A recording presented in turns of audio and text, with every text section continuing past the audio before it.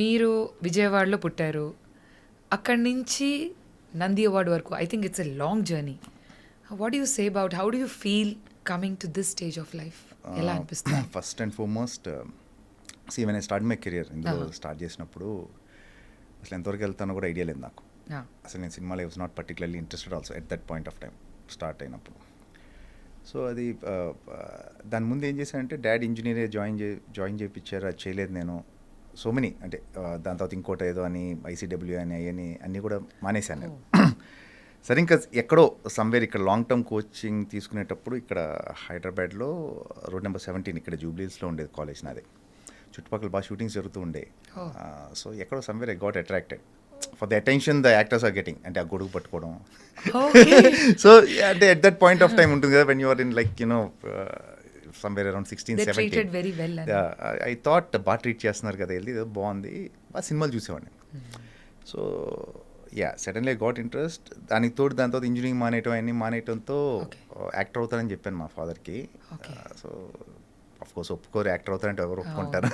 అంటే కలెక్టర్ అవుతాను, ఐఏఎస్లా కాదు కదా. సో వెంటనే యాక్టర్ అవుతానంటే ఈ వాజ్ కొంచెం రిలక్టెంట్గానే ఉన్నారు. బట్ లేటర్ నేను మధు ఫిల్మ్ ఇన్స్టిట్యూట్ జాయిన్ అయ్యి తర్వాత I was lucky enough actually. ఒక రకంగా నేను ఇన్స్టిట్యూట్ చేస్తున్నప్పుడే నాకు ఖుషి వచ్చింది. కౌరవుడ్ అనే ఫస్ట్ ఫిల్మ్ చేశాను నాగేంద్ర బాబు గారిది. ఖుషి అన్నీ కూడా నా ఇన్స్టిట్యూట్ జరుగుతున్నప్పుడే వచ్చాయి. ఐ బికేమ్ సీరియస్ ఆఫ్టర్ విక్రమార్కుడు. అప్పటి వరకు నేను కెరీర్గా దీన్ని పెట్టుకోవచ్చు, అంటే కెరీర్గా తీసుకోవచ్చు బికాస్ ఆఫ్ ద అన్ప్రెడిక్టబిలిటీ ఏదని అనుకోవచ్చు. So after Vikramarkudu I became serious and continue అయిపోయింది. అస్సలు ఊహించలేదు, అంటే never expected and to be around for so long. Films ఎక్కువ చూస్తూ ఉండేవారు? సినిమాలు బాగా చూసేవాడిని, సినిమాలు ఇంట్రెస్ట్ బాగుండేది. హూ వాజ్ యువర్ ఇష్టమైన యాక్టర్ గాని? నాకు బాలకృష్ణ గారు ఇష్టం ఫస్ట్ నుంచి కూడా. రైట్ ఫ్రమ్ బిగినింగ్ నా బాలకృష్ణ గారు అంటే ఇష్టం. సో అదే విజయవాడ ఇంటర్ చదువుతున్నప్పుడు హాస్టల్ నుంచి గోడలు దూకి సినిమాలు చూడటం అన్ని ఎవ్రీవన్ అందరు విలన్ ఎవరైనా ఉండేవారా? నాకు ఎప్పుడు ఫస్ట్ నుంచి కూడా అమరీష్ పురి, స్టార్ట్ ఫ్రమ్ అమరీష్ పురి గారు, మోహన్ బాబు గారు, ఇంకా అంతకన్నా లెజెండ్స్ వాళ్ళు. సో ఇప్పుడు మీరు చాలా మూవీస్ చేస్తున్నారు వివిధ లాంగ్వేజెస్లో కూడా. వాట్ యూ థింక్ హౌ మీకు ఇప్పుడు ఇన్ని లాంగ్వేజెస్లో చేయడం ఎలా అనిపిస్తుంది అండ్ ఈజ్ ఇట్ ఛాలెంజింగ్? ఒకటి ఏంటంటే మన తెలుగు వరకు మన భాష మనం కంఫర్టబుల్గా ఉంటాం కాబట్టి ఎక్కడో dialogue and the reaction comes in sync. When you go to other languages డెఫినెట్గా కష్టమే. కష్టం ఇన్ ద సెన్స్ ఏంటంటే ఒక లాంగ్వేజ్ మీద హోల్డ్ లేకపోతే ఎక్స్ప్రెషను డైలాగ్ టైమింగ్లో రావు బేసికల్గా. కొన్ని కష్టాల తర్వాత ఎట్లాగో అది కూడా ఓవర్కమ్ అయ్యాం ఎక్కడో. బట్ అన్లెస్ అంటిల్ మీకు వేరే లాంగ్వేజ్కి వెళ్ళినప్పుడు ఆ కల్చర్ తెలియకపోతే you can't be better actor. మనం అందరూ డైలాగ్స్ అవన్నీ అనుకుంటాం కానీ కాదు. ఇప్పుడు మనం తెలుగులో చేస్తున్నప్పుడు మనకి చిన్నప్పటి నుంచి మన కల్చర్ తెలుసు కాబట్టి, అంటే మన పండగలు తెలుసు, మనకి మన మనుషులు తెలుసు, మన స్లాంగ్స్ తెలుసు, యాసలు ఏవే ఉన్నాయి అన్నీ తెలుసు. తమిళ్లో కూడా కల్చర్ తెలిస్తేనే బెటర్ యాక్టర్. ఏదైనా కానీ ఎనీ లాంగ్వేజ్ నువ్వు చేసేటప్పుడు కల్చర్ తెలియాలి. సో దానివల్ల కొంచెం కష్టమే. బట్ సో ఇప్పుడు మీరు హిందీలో కూడా చేస్తున్నారు. లేటెస్ట్గా సింగం 3లో మీ ఎంట్రీ మేము చూడబోతున్నాం. సో ఆ ఎక్స్పీరియన్స్ కోసం it's again the same thing. మీకు తెలుగు కానీ హిందీ కానీ the amount of effort and ఇదంతా కూడా లాంగ్వేజ్ ఒకటి పక్కన పెడితే ఎఫర్ట్ ఈజ్ సేమ్. మీరు అన్ని చోట్ల పనిచేసే విధానం ఒకటే. Just that it's a Hindi film అంతే. ఇప్పుడు నేను తెలుగులో ఇక్కడ ఏదైతే చేస్తానో రోజు నేను షూట్కి వెళ్ళి అదే చేశాను హిందీలో కూడా. But nice to work with Ajay Devgan గారు కానీ Rohit Shetty and all. It's మంచి ఎక్స్పీరియన్స్ అది. మీ ఫస్ట్ మీకు బాగా పేరు తెచ్చిన మూవీ మేమందరం మెచ్చిన పవర్ స్టార్ గారిది ఖుషి. సో అంత పెద్ద యాక్టర్, అప్పటికే ఈజ్ లైక్ చాలా క్రేజ్ ఉన్న యాక్టర్ కదా. సో మీకు ఆ టైంలో ఎలా అనిపించింది ఆయన ఆపోజిట్గా విలన్గా? నాకు అప్పుడు నేను ఇన్స్టిట్యూట్ ఇంకా జరుగుతుందండి అది. శ్రీధర్ రెడ్డి గారు అని చెప్పి మా కొరియోగ్రాఫర్ ఉండేవాళ్ళు అక్కడ. సో ఆయన అప్పుడు పవన్ క్రియేటివ్ ఆర్ట్స్లో పనిచేస్తూ ఉండేవాళ్ళు కళ్యాణ్ గారి దగ్గర. సో సెలక్షన్స్ అంటే వెళ్ళాం యాక్చువల్లీ. ఒక 20-30 మెంబర్స్ వెళ్ళి ఉంటాం అక్కడ. ఒక 8-9 మెంబర్స్ ఉంటాం ఆ సీన్లో. కాకపోతే వెళ్ళటానికి మటుకు 20-30 మెంబర్స్ వెళ్ళాం. వెళ్తే ఆయన అది కళ్యాణ్ గారు డైరెక్ట్ చేశారు అది. ఆ scene completely directed by Kalyan గారు. పీసీ గారు కెమెరామెన్. అప్పుడు లక్కీ ఎనఫ్ పీసీ గారితో వర్క్ చేయడం ఫస్ట్ ఫిల్మ్. కళ్యాణ్ గారు ఆయన డైరెక్ట్ చేశారు ఆ సీన్ అంతా. అప్పుడు తెలియదండి దాని వాల్యూ. కళ్యాణ్ గారు, వీ నో దట్ కళ్యాణ్ గారు ఈజ్ ఎ బిగ్ స్టార్, అందులో డౌట్ లేదు. అప్పటికే ఆయన తొలి ప్రేమ అన్నీ ఆయన సినిమాలు చూస్తూనే ఉన్నాం. హ్యూజ్ స్టార్ ఆయన అప్పటికే. కాకపోతే నా ఉద్దేశం ఏంటంటే యాజ్ ఎ బిగినర్ నాకున్న ఇదేంటంటే ఒక సీనే కదా ఏంటిది అని ఫీలింగ్ నాకు పర్సనల్గా. అంటే మిస్కన్సెప్షన్ ఎలా ఉంటుందంటే మనం ఇన్స్టిట్యూట్ చేసాం రాగానే మనం ఏదో పట్టుకెళ్ళి మెయిన్ వెళ్ళి ఇచ్చేయాలి ఇలా ఉంటాయి అంటే ఆ పర్టికులర్ ఏజ్ దాంట్లో. బట్ దాని వాల్యూ నాకు రిలీజ్ అయినతో తెలిసింది. నేను ఎక్కడో చార్మినార్ దగ్గర ఒక టీ షాప్ ఉంటుంది, ఇరానీ కెఫేకి వెళ్తే 3-4 మెంబర్స్ డబ్బులు తీసుకోలేదు just because I was part of ఖుషి.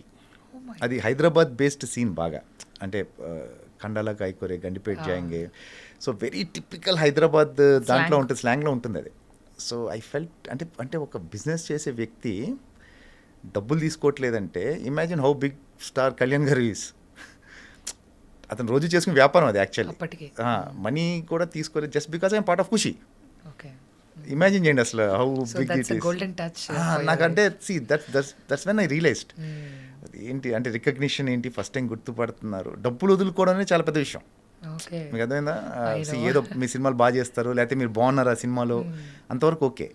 ఒక బిజినెస్ చేసుకునే వ్యక్తి డబ్బులు వదులుకోవడం అనేది something big just because I'm part of that film. అంతే కదా, గుర్తుపట్టారు కాబట్టే. So how old were you అప్పుడు అండి? I was 20 and by then that's it 20-21 probably. సో దీనివల్ల నాకు నా లైఫ్ ఇలా డ్రైవ్ అవుతుందని మీకు అసలు no idea.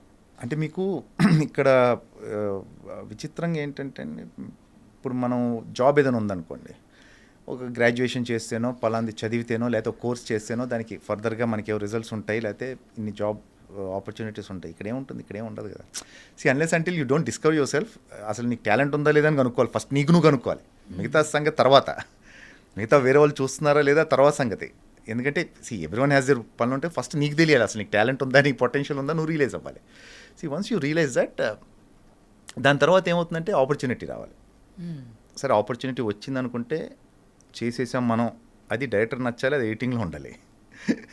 So it has to come, రావాలి. మళ్ళీ నేను ఒక ఫిలిం చేశాను అప్పట్లో, ఒక రాజు ఒక రాణి అని చెప్పి రవితేజ గారి film. There's one small sequence bikes ఒకటి ఉంటుంది, యోగి గారు డైరెక్టర్. నేను సత్యం థియేటర్ ఫ్రెండ్స్ని కూడా తీసుకెళ్ళాను. సో సినిమా చూస్తున్నాం, అప్పుడే కొత్త కదా, సో సినిమా చూస్తున్నాం అందరిని పట్టుకెళ్ళి కూర్చొని నా సీన్ కోసం వెయిట్ చేస్తాను. నెవర్ కేమ్, ఎడిట్లో పోయింది. Then I realised it's not that మనం చేస్తే కాదు, there are so many things after that. అది ఎడిట్లో ఉండాలి, తర్వాత మనకి అంటే నెంబర్ ఆఫ్ థింగ్స్ కలిస్తే కానీ ఒక యాక్టర్ పేరు రాదు. So fortunate enough part of good films, work with good directors. So అన్నీ కలిసి రావాలి, చాలా కలిసి రావాలి. Talent has alternative, talent has option. మీకు టాలెంట్ బోల్డ్ మంది ఉన్నారు, అసలు ఒకళ్ళిద్దరు కాదు. నేను ఎప్పుడైతే keep on telling that talent చాలా ఆప్షన్స్ ఉంటాయి. Your relations, your behaviour, your attitude means a lot. అంతే. గ్రేట్. అయితే మీరు చెప్పిన మాట అయితే అన్నిట్లో వర్తిస్తుందని ఎవ్రీవేర్. ప్రొఫెషన్ మైట్ బి అటు ఇటు డిఫరెంట్ ఉండొచ్చు కానీ it's all the same. So మీలాగా ఇప్పుడు మీ గురించి మేము విన్నది ఏంటంటే ఇప్పుడు చదువు మధ్యలో స్టాప్ చేసి కూడా మీరు హైదరాబాద్ వచ్చేసారు అకస్మాత్తుగా. ఆ తర్వాత మీరు రియలైజ్ అయ్యారు something very uncertain usually. So చాలా మంది పిల్లలు they love to be a part of Indian cinema, especially మన తెలుగు వాళ్ళు కూడా చాలా మంది అబ్బాయిలు అమ్మాయిలు ఉంటూ ఉంటారు. వాళ్ళు కూడా స్టడీ స్టాప్ చేస్తూ ఉంటారు, బ్రేక్ ఇస్తూ ఉంటారు, ఆడిషన్స్కి వస్తూ ఉంటారు. సో వాళ్ళందరికీ మీరు ఇచ్చే మెసేజ్ ఏంటి? ఎడ్యుకేషన్ టాప్ ప్రయారిటీ అండి, very important. And it might sound very cliche, అందరు ఇదే చెప్తారు, బట్ ఇట్స్ వెరీ ఇంపార్టెంట్. ఎందుకంటే మీరు ఆ ఎడ్యుకేషన్ వల్ల ఏదో నేర్చేసుకొని నీకు జాబులు చేసుకొని డబ్బులు సంపాదించేస్తాను కాదు. You will know how to behave, you know how to judge people. మనుషులు మీరు జడ్జ్ చేసే విధానం తెలుస్తుంది, మీకు ప్రాక్టికాలిటీ వస్తుంది. So education is important. But coming to industry and it's a beautiful field అండి. మీరు ఇండస్ట్రీ రావడం అనేది you should be very fortunate and lucky to be around.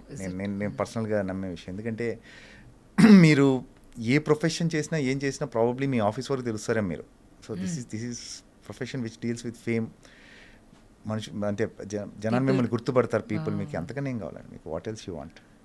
It's a beautiful feel. కాకపోతే ఇట్ హ్యాస్ ఇట్స్ దాని problems ఉన్నాయి, దాని ప్లస్లు కూడా ఉన్నాయి. But for me personally I started early.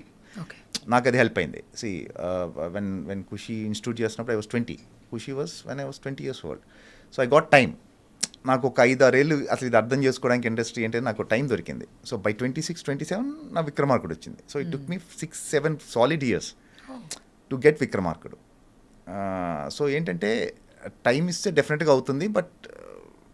Again depends on your will power, how long నీకు you ఎంత can sustain. ఎంత కావాలనుకుంటున్నావు నువ్వు, ఎంత ఎంత ఎంత ఇదిగా ఈ ప్రొఫెషన్లో ఉండాలనుకుని, ఈ ప్రొఫెషన్ ఇన్ఫ్యాక్ట్.